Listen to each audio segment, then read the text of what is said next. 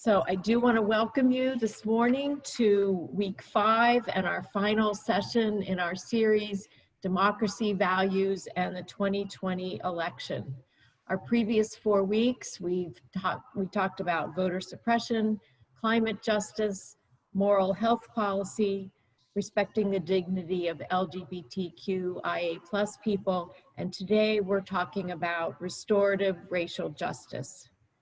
The voter reflection guide that we've used says this: justice and redemption are at the very heart of faith.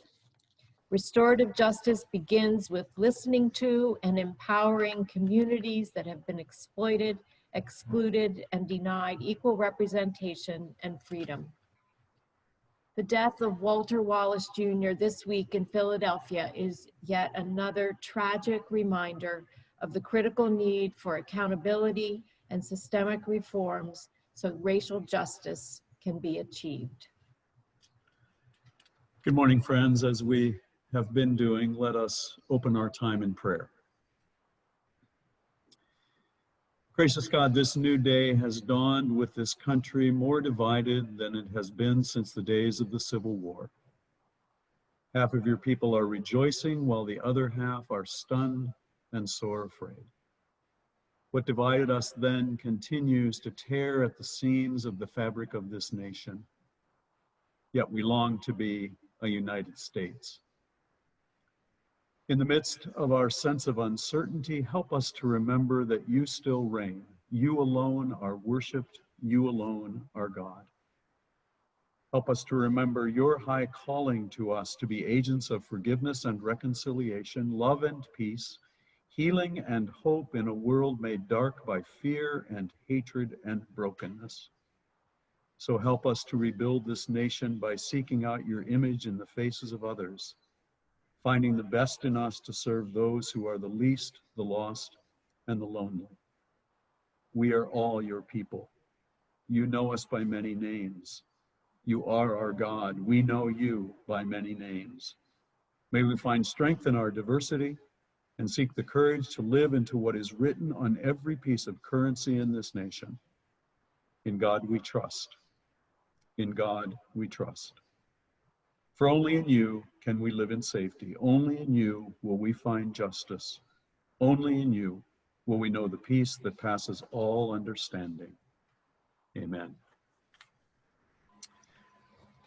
It's my privilege to introduce this morning's speaker, Becca Cotto. Becca is the Director of Racial and Social Justice for YWCA Delaware and in charge of their anti-racism programming. Before coming to the YWCA Delaware, she was an entrepreneur and business owner for 12 years. She's a community activist, organizer, and a policy enthusiast. Becca recently shared the following post on social media: when political views result in the suffering of another human being, they are no longer political views. They are a moral choice. Becca is often described by her family, friends, and colleagues as a passionate whirlwind. Sue and I had the privilege of speaking with her for a half an hour on Friday morning, and it took us a half an hour to catch our breath afterwards. So we are certainly glad, Becca, that you are with us. We're going to turn this over to you, and after you're done, we'll see if there are some questions or comments. Becca. Morning, everyone. You know, I jumped on and I heard the conversation about the election, and so I know that we are all a bit on edge, and what we're going to talk about today is not a joyous topic. So I apologize that that's not what we're hitting right now. But I think life is serious and our country is serious right now. So I'm going to start by telling you how I got here. I listened to one, and I don't know who she was. I think maybe Margaret. She was talking about a student about 4 years ago, after the day after the election in 2016. I had my own dog walking, pet sitting business at the time. And I recall walking around that entire day crying, tissues in my pocket. I had the luxury of having a job where I could do that. And I had just recently got involved in politics. I never really was. I mean, I always voted, don't get me wrong, but I never really did anything other than that. And then I heard Bernie Sanders talk about student debt. And that was something that kind of shook me, because my kids are both, at the time, they were both in college, and I was wondering, why is life like this for them? And it just seemed like a really big struggle. So I started to pay attention. Nonetheless, I know there's always some, what's the word? Struggle when it comes to the Bernie narrative. But I wouldn't be where I am now, and I wouldn't have the friends and the life that I have now were I not to experience, that election. So today, first I want to ask everybody, or I'm going to tell you actually, about 5 years ago, I sat in my backyard. Lyle is on this call, and I really feel like he could actually do this talk. So Lyle, just bear with me while I say everything that I know that you already know. And so I was sitting in my backyard and I was reading The New Jim Crow. How many of you have read that book? Okay, several of you. So I think it's pretty easy as a white person to read the book and think, well, I wasn't here then, my family came over on, immigrants, Irish immigrants, and, I don't have a lot of responsibility for what occurred. And then I got to the policies of Bill Clinton.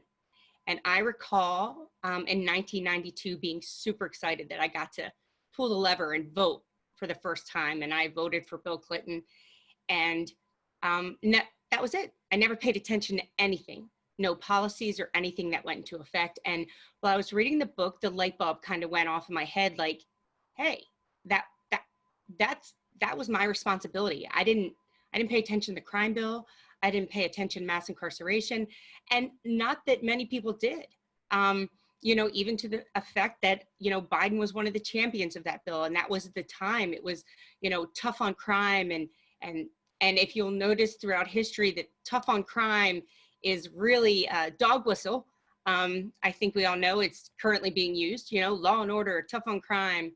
And it's been used for centuries. So that's why I am where I am. And that's why I do what I do. How many of you have voted or plan on voting? Okay, excellent, excellent, excellent. Okay, next question. How many of you know who your local state representative and senator are? Oh, wow, you guys are excellent. How many of you have ever contacted them? I'm just gonna go to bed. Like, you guys are good. I don't even know what I can say to you. So what I'd like to say is, we voted, right? So now what? Now what, right? What do we do? Like, are we done? No.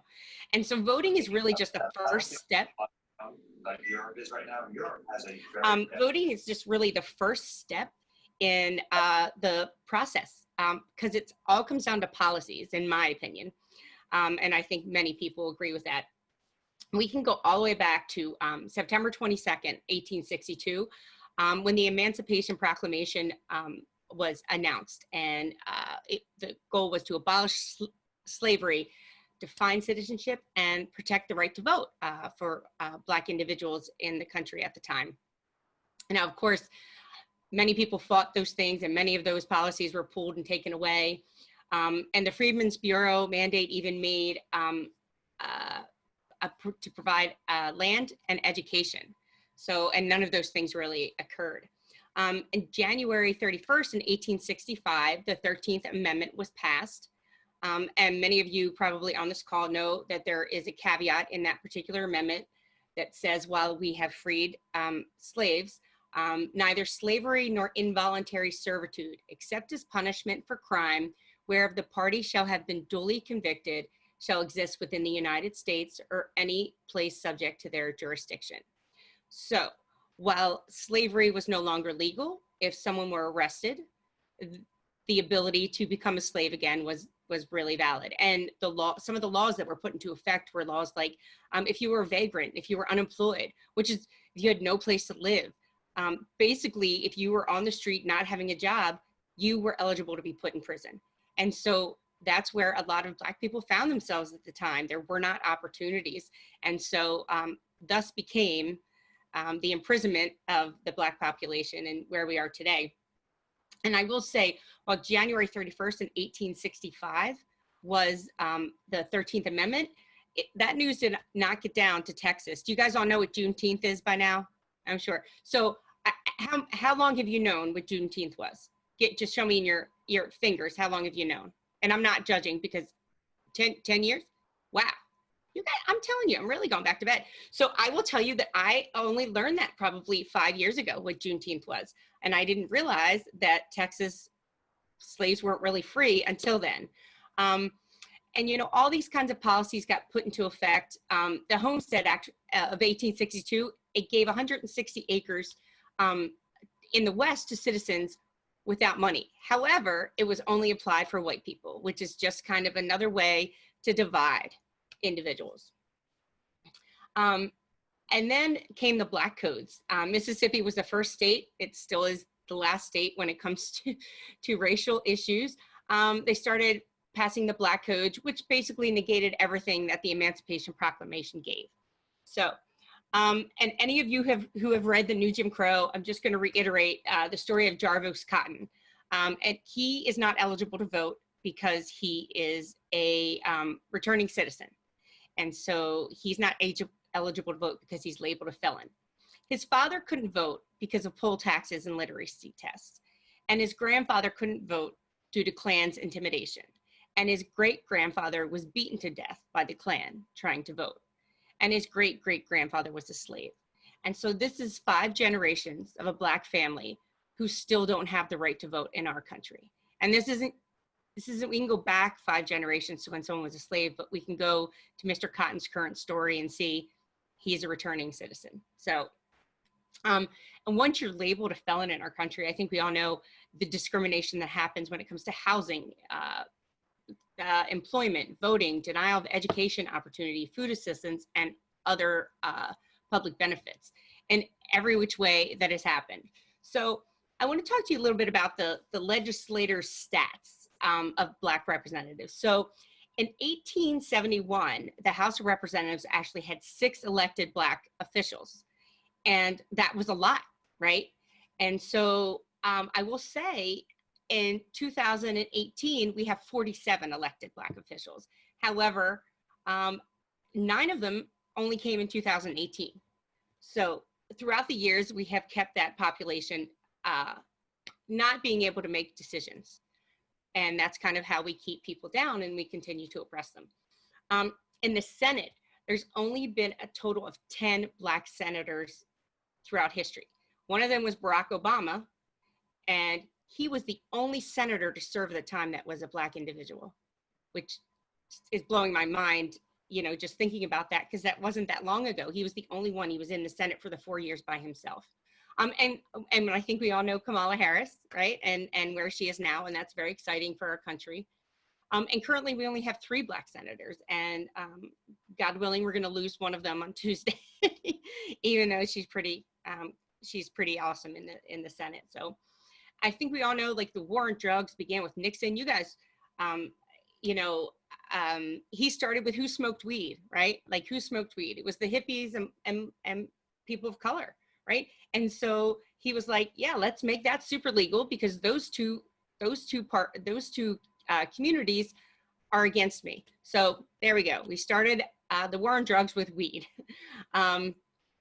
And Nixon, for the most part, he was the starter. And then we moved on to Reagan, who really pumped up the war on drugs, right? And the crack versus cocaine. And the basic difference, crack versus cocaine to me even is, without knowing this, is white people pretty much did cocaine and Black people smoked crack because you could get it in smaller quantities and is more accessible. And then we put into policies things like, if you had 5 grams of crack, it carried a 5-year mandatory minimum sentence, 5 grams, versus 500 grams of cocaine for the same sentence. And so those are just kind of some of the things. The difference was the majority of poor and Black people versus the white and wealthy, right? And Bush Sr. continued the legacy. And in 1991, a quarter of the Black men of their population were in prison. So, and then came Clinton, right? And so this is where I feel, and the crime bill. They started the 3 strikes you're out rule, where people just went in. 16 billion for state prisons and police forces. They took money away from things like, I don't want to say food assistance and housing assistance for those who couldn't afford it, and poured it right into the criminal justice system. And in 2015, 2.2 million people were in prison. And I will say our numbers have actually gotten better. We're down to 1.4 million in 2019. But we also know we still have the world's largest population in prison, and we only have 5% of the population. So that's like just an insane number to me.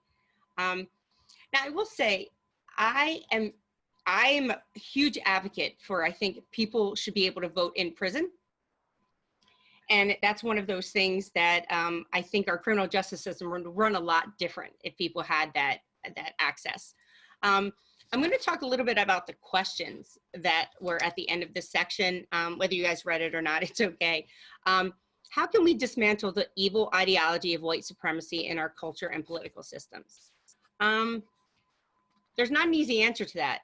I'm going to say that I feel that that's my responsibility, and I hope many of you feel that that's your responsibility too. And that comes down to policies and speaking out, right? And having the courage to say things that maybe we didn't always have the courage to say.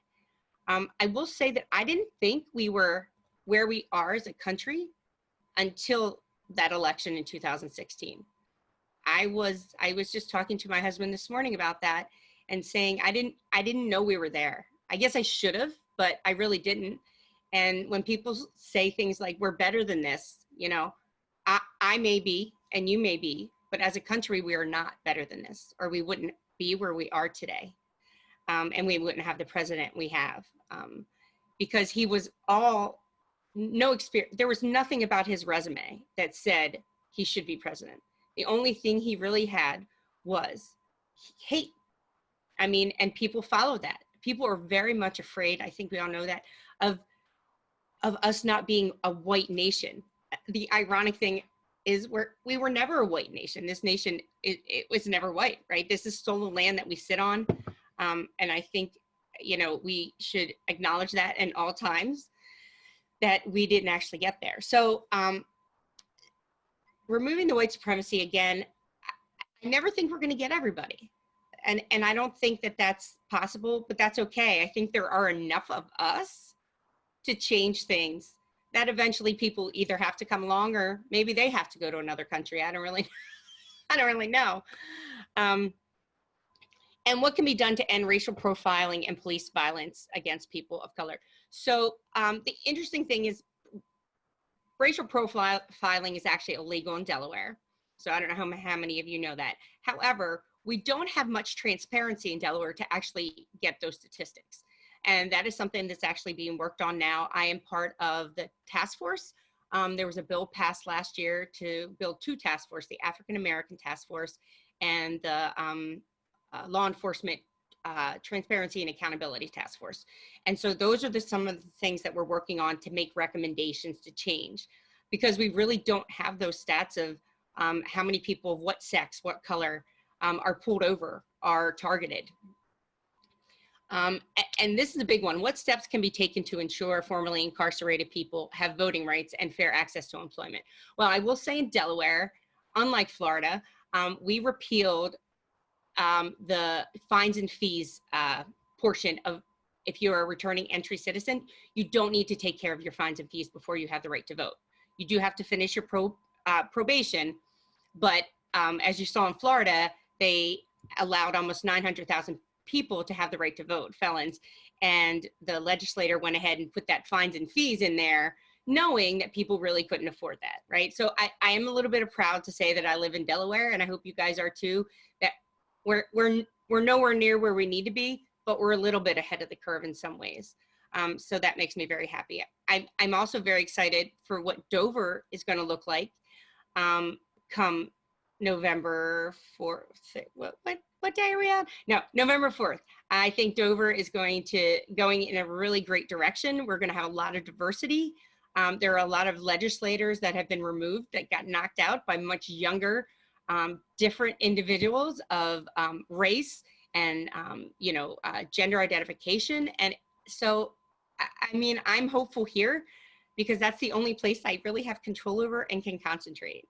I know a lot of people are really obsessed with a national election, and I get that. I have chosen to focus locally, and there we're winning. So it is possible. And the funny thing is, as a candidate, what will you do to ensure racial justice is prioritized in the criminal justice system? Well, I'm not a candidate, right? I'm just a voter. So I'm going to turn around and ask you guys, I'm not a candidate, you're not a candidate. What is it that you think you could do to make sure that racial justice is prioritized? Somebody can come off mute. I'll call on you. Wow. Come on. All right. Well, I would say pay attention to policies. There are many groups that, it's a big job. It's a big job to pay attention to all the policies that go on in Dover and everything. There are many groups that keep you on an email list. And I will say that after George Floyd, the riots started, my phone, my email, everything blew up. And everybody's like, Becca, you're in racial justice. What can we do? What can we do? And, they're white people. And I said, make a call, send an email to your legislators, and support candidates that have progressive values and are going to put progressive policies into effect. And so I'm going to put that onus upon you guys too. Not that you have to watch everything that happens in Dover, because that really is a full-time job, but get on a list. There's the Metropolitan Wilmington Urban League has a great program called Building People Power, if you haven't heard of it. And they have, they're basically going after the systems. We have the education system, the criminal justice system, health system, and they're pushing for policies to change things. And some of those policies are repealing things like LABOR, which is the Law Enforcement Bill of Rights. And being on the task force, that was the one thing that I had to make recommendations for. I don't think we're going to be able to repeal it. Most of us would like to, but if we can get amendments in there that at least state, objective as opposed to subjective, that simple change in word is what would any normal human being do in a situation, as opposed to what would this police officer and his judgment do in this situation.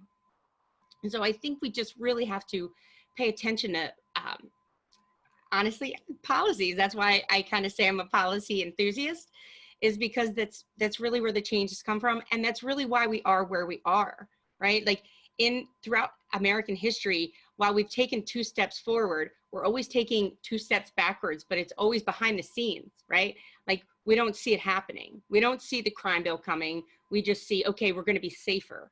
And we don't see that it's going to put millions, predominantly Black individuals, in prison. Right now, the largest growing population in prison is actually Black women. And most people aren't aware of that, but it's not just Black men anymore. And I think we've seen this with things like Sandra Bland. Now, Breonna Taylor is a horrific story, and it has nothing to do with her being even pulled over by the police. It was whatever they want to call it. I mean, I personally call it murder. I think any one of us, if any one of us had that job, or vehicular manslaughter, or we ran someone over, if you were a driver, your CDL license, and someone ran out in the middle street and you ran them over and killed them, I think you have some sort of responsibility there. You didn't mean it, but really it's on you. So there are a lot of laws that we need to change in this country, and a lot of them are protection around police regulations. And the truth is, they don't have to tell us much. I didn't realize how little they had to tell us until I joined the task force. And everyone's pulling and wanting to know this. We want to put this transparency policy, but it all comes down to all these secrets that can be held, all these documents that no one can see but internal affairs. The Department of Justice sees them, but no one else sees them unless they're actually going to prosecute. So I think as community members, we have a right to see those documents, right? We have a right to see what happened to our neighbor, right? And America is, America's an interesting place. I am reading, have any of you read Caste yet? Okay, so it is an extremely interesting book, and I know that Michelle Alexander in the book talked a little bit to caste, but this book is predominantly all about caste, and it compares Germany, Hitler Germany, the Indian caste system, and Black Americans.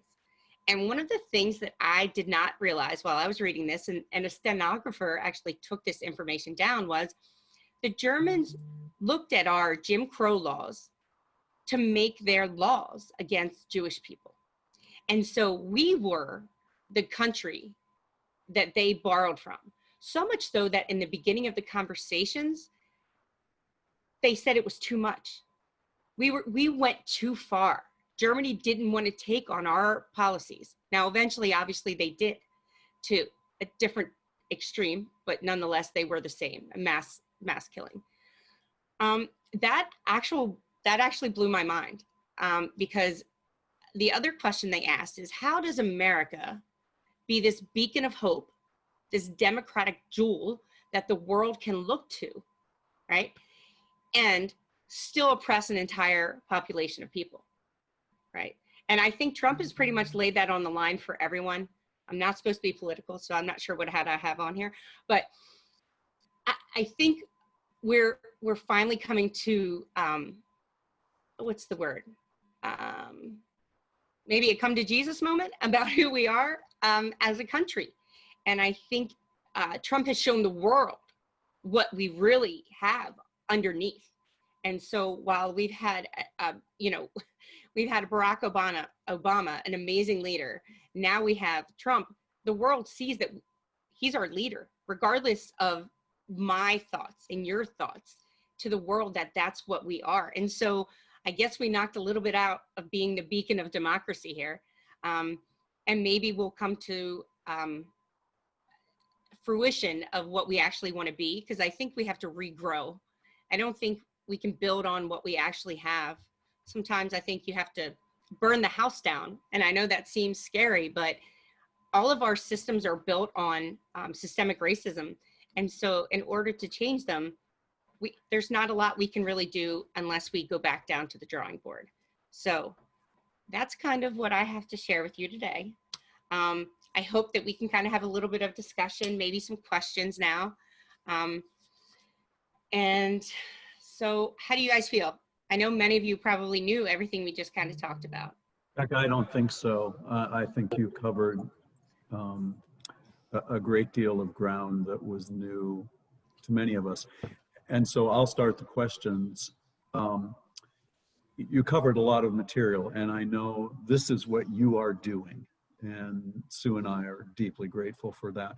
Where would you suggest that we as people who are not doing this full time like you are, where would you suggest we start?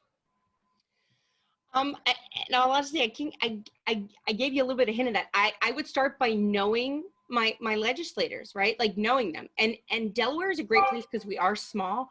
I mean, to the point that you can literally run down Market Street, shake hands with both our senators, our representative, and our governor, all within blocks of each other, if they happen to be in their office, right?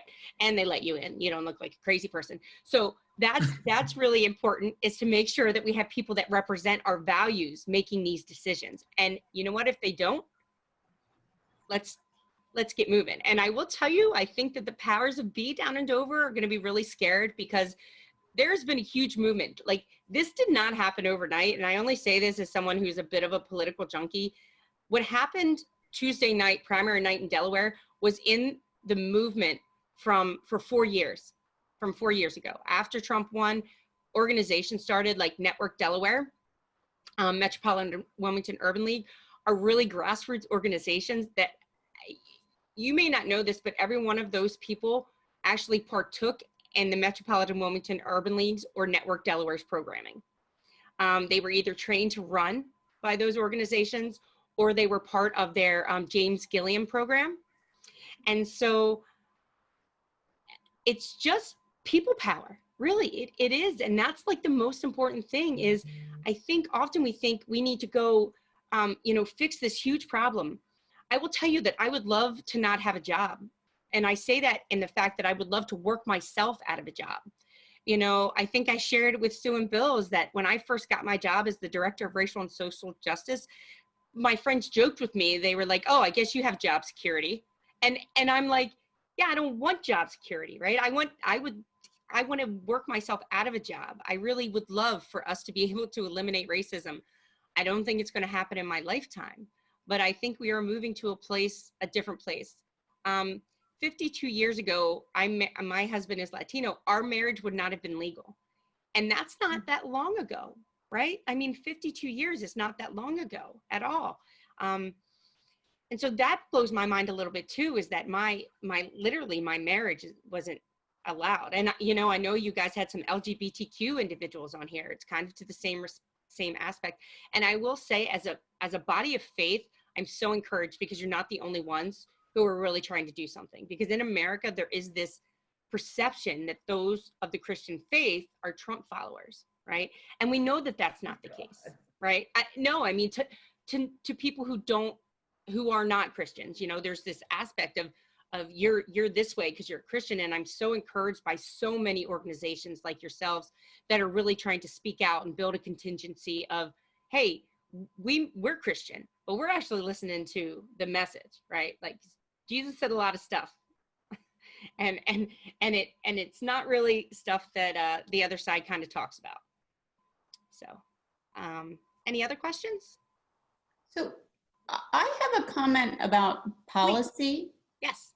That is not, it's not I think that your focus on policy makes a lot of sense. And as somebody who spent the last 25 years in public education, I've seen a lot of policy get pasted on and then implemented poorly, if at all. And so, for example, there's a lot of focus on restorative justice in education, which should be and makes sense. And yet that is a really hard thing to pull off. And it is a hard thing to balance the needs of all of the students in the school. And it takes quite a lot of sophistication in terms of understanding people and understanding a wide range of students to be able to create a school culture in which restorative justice occurs. And so one of the things that I'm kind of wary of is when policies are implemented, we sort of can think that the job is done, and yet just putting a body camera on policemen isn't enough to have that footage used in the way that we want it to be used, or to have that footage, the fact that the policeman's wearing the body camera to affect their actions in the ways that we would hope it would. So what would people, and Rebecca, you could answer, or other people could answer, like I'm just curious about people's thoughts of the interaction of policy and other things to affect change. No, absolutely. And thank you for bringing to that point, because it's not just policy in Dover. I will say that there are policies in every organization. It's interesting how all of a sudden all the big organizations want to jump on board because racial justice is a thing now, right? And the NFL, that in and of itself, I don't know, I found it completely hypocritical. But Sarah, to your point, I think there's always unintended consequences, and you're right, when it comes to policy.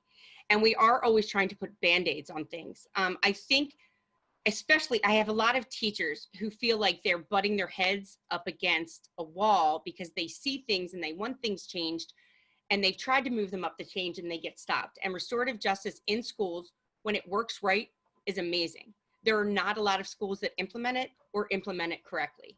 I do have a friend that actually does it. She has an entire business and she's working with the Smyrna School District right now. But it's really hard because you have to teach other people. You have to teach other people how that works, right? And we also have to, believe it or not, be respectful of the other side, because I think if we took a lot of the, what's the word? A lot of the angst away, I think we have a lot more in common than we think. Although, to the point that Bill made in the quote that I put on Facebook, for me, it comes down to being a moral thing, but the other side thinks they're moral too. And they don't necessarily think they're moral in the aspect of fighting for people. They just think they're walking a line and they're following laws that they think are right. And there are people that always say, well, it's the law. I don't believe that laws are always moral. I mean, at one point, the law was we could own people in this country, right? That was a law. I mean, so I think, Sarah, to your point, is you just have to stay on top of it. And it's hard to think outside the box of what some of those unintended consequences are. And I often say to people, okay, so this is what it looks like, but you also have to have everybody in the room, right? You have to have all those voices. I'll share a story with you. I helped plan after Ruth Bader Ginsburg passed away, we had something down on Market Street at the courthouse, okay? And so I had reached out to Rabbi Robinson to come speak. And I reached out to him on a Saturday, and I did not realize that it was, I believe, Yom Kippur. And so it was a Saturday, and he responded to me. He's like, I would really love to. I'll be at my church. It's Yom Kippur. It's a big holiday. And so I said, okay. Then he said to me in the next comment, it would have been great if you guys had planned this for Sunday. And so I thought, I went back to our team and I said, hey guys, we're leaving out an entire population of individuals, and Ruth Bader Ginsburg was Jewish. And I said, can we switch it to Sunday? And everybody was like, of course. But the thing was, that voice wasn't at the table, right? So if we don't have all those voices at the table, or if we don't, and we don't listen to those voices who tell us, hey, you forgot this, or that could be offensive, that is hurtful to me. If we're not listening to those voices, we're not going to become whole as a community and as a society. We just can't, because we're leaving those out. I hope that answered you a little bit, Sarah. And if anybody else wants to jump in and answer Sarah's question or give feedback on that, feel free. And I know Allison has a question or comment. So Allison, do you want to share? Bill. Actually, it's me. We are relatively new residents of Delaware, and so on quite a learning curve in terms of state politics in Dover. This might be a repeat, but do you recommend a particular newsletter or item to track state actions and policies? Yes. Well, I'm going to do a couple things. One, I'm going to put in. You already know who your representatives and senators are, Bill. Yes, I'd have to look it back up. I have that information. It's not off the top of my head, but yes. No, that's okay. That's okay. Yeah. I'm going to throw in the chat. This is just Common Causes. You can go there and you can share this with other people. If they don't know who their legislators are, you put that in and you get everyone that represents you. So if you're in the city, you get your city council people, you get your, obviously all the way up to who your president is. So it covers everything. So I put that link in there. Bill, there's a lot of different groups that you can follow. You know what I think I'll do is I think I'll follow up with Sue and Bill and give you kind of a list and you can take a look. I know I keep talking about the Metropolitan Wilmington Urban League, and I will tell you that the reason I do that is because I think it's time that we let Black people lead and tell us what they need. Because over the years, what have we said? We're going to fix this. Like, oh, we see that it's wrong, but we're going to fix this. How do we know how to fix this? I mean, my husband can't fix problems that I have as a woman, right? Because he doesn't understand what it's like to be a woman. I will never have the experience of being a Black person in America. I can never, ever say to you that I have that experience, and neither can many of you. Some of you can, but so there's no way to actually understand it. And so all we can do is listen, right? And that's part of what this talks about is listening, being empathetic, and not discounting things. You know, sometimes we feel like we're bad people when we hear this stuff, right? You know, any of you that have read White Fragility, there's the good, bad binary. It doesn't make you a bad person especially as white people, how we can ignore the level of like white is here and everything else below it is here. And so that is how our society is built, and it works that way. There's a saying that goes, you can ask the fish, how's the water? And fish will say, what water? Because we're all swimming in this system. And if it benefits us and it moves our way, why would we notice it? We have to stop and we have to listen, and we have to really empathize and say, you know what, that's not my experience, but I value what you're saying to me. And I understand that that is your experience. And you tell me what I need to do to support you. And so I'm a huge proponent of Black-led organizations, but I will get Sue and Bill a list of a couple different email chains you can get on. And all they simply do is send you, it's like an email that says Action Network. And you simply put your name. And what's really great is the Metropolitan Urban League is trying to build something, it's called Building People Power, but they want to get 100 people in every representative district. Okay, so up and down the state, we have 41. So that'd be 4,100 people. Now, I have friends that work down at Legislative Hall, and on any given day, if they get 50 phone calls, they freak out. Okay, so if you have, let's just say we knock off 1,000 and just 3,100 people participate in that and send emails and make phone calls, they have no idea what to do with that. In fact, I can't wait for it to happen. I really can't wait for them to just, they don't know. Yes, the Delaware House Democratic Caucus has a Facebook page. Thank you, Sarah. Does anybody else have any questions? And Bill, I will get you some lists. We have one more question. David Teeger has a question, and we'll have to, because of time, end with that. Although before we close, if you could just say some of the things that the YW is doing, yes, that would be good. So, David, go ahead, David. Sorry, if you can hear me. On mute there.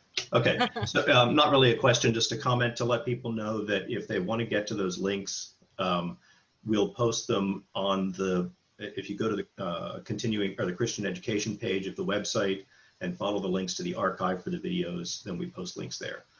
I would have a question, but it's been such a good discussion and we're out of time. So I'll save that thought for another day. Thanks.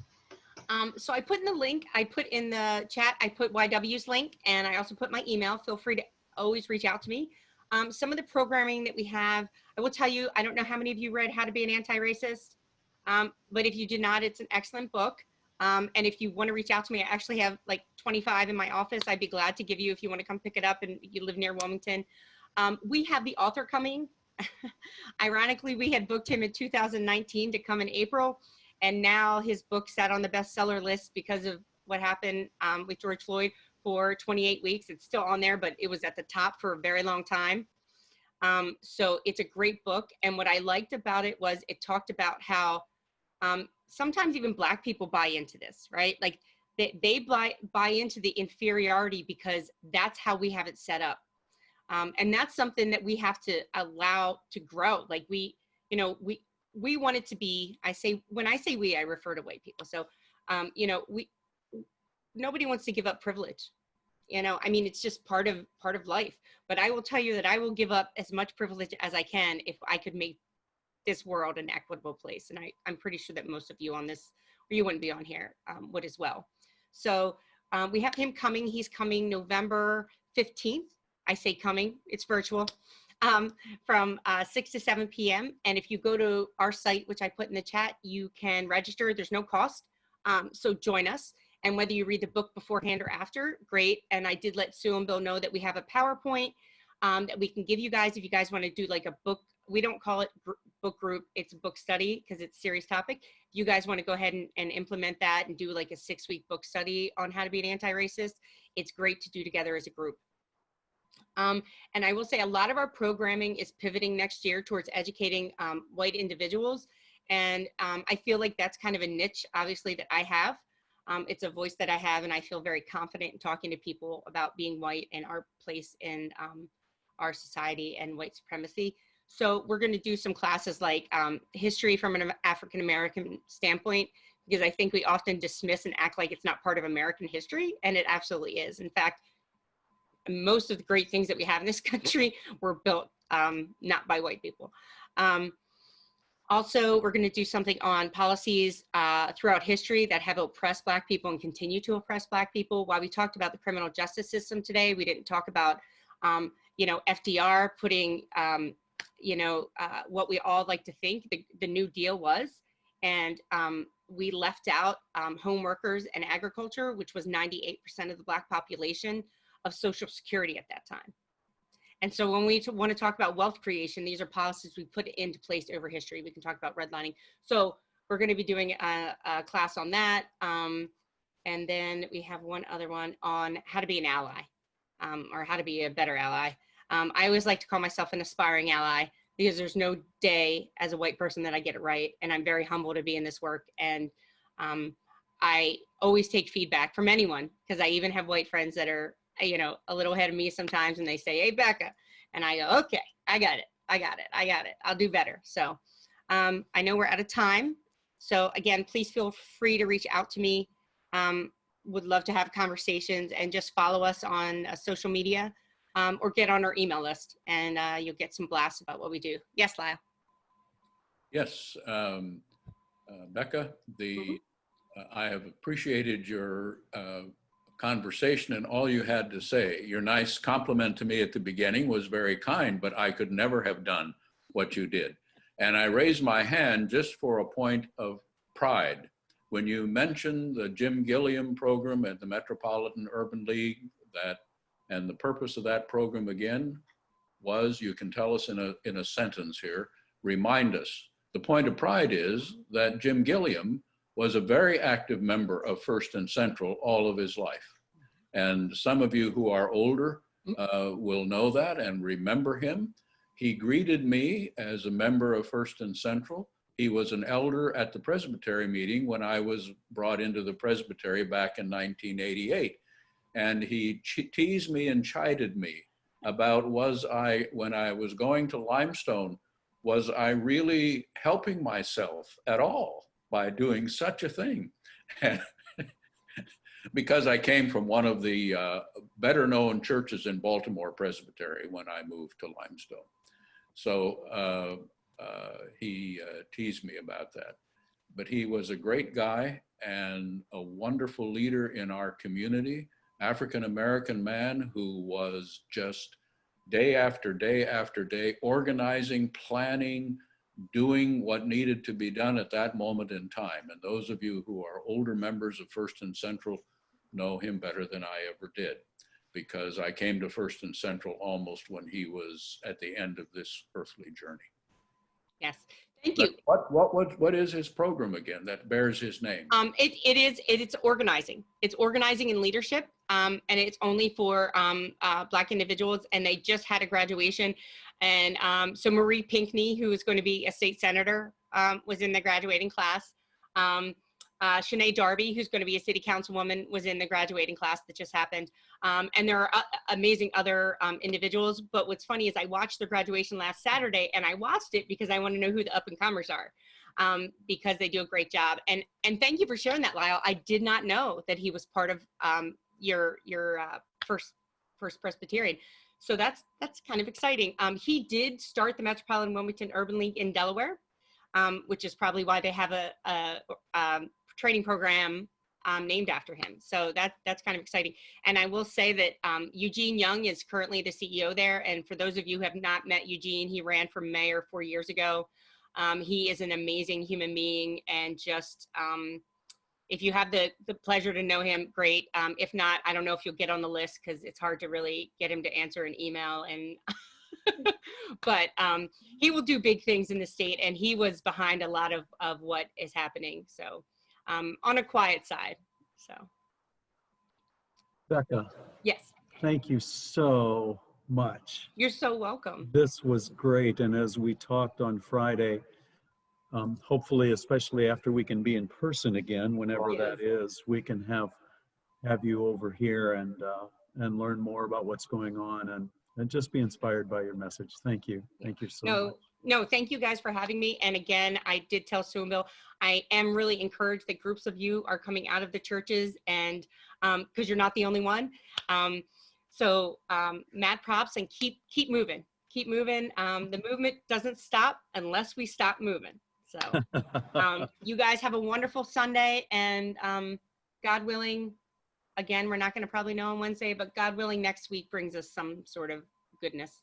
But if you can't, Maybe you can join us on our march, on our walk on Friday evening, and we'll have something to celebrate. yes, Bill did tell me about that. And I asked if you guys had a social media thing so I could share that. So if you don't get one started and tag, We'll send it to you. Yeah, we'll get it to you. and tag me in it, because that's how I spread a lot of stuff and get a lot of people to a lot of things. So, and that's this Friday, right? Yep, 5:30. 5:30. I don't have any plans. So Well, now you do. unless it's cold rain, I'm sorry. Oh, no, it's going to be nice. Okay. It's only cold rain that I don't do. Like I can promise handle. you it's going to be nice. Okay, good, wonderful. Well, then hopefully I will see you all next, and it starts at your place, and you go to Sam, right? Yep. Yeah. Okay, great. And does Reverend David join you? Yep. Wonderful. We have a great relationship with Sam, the YW does. So thanks, guys. Again, have a great rest of the weekend. And if you didn't vote, make a plan. I will be at the polls supporting my candidates. And then hopefully having a celebration party for one of them here that night. So you guys have a wonderful day. And again, thanks for having me. Thanks, Becca. You're welcome. Friends, we will close as we have each of these Sundays. Thank you all so much for participating.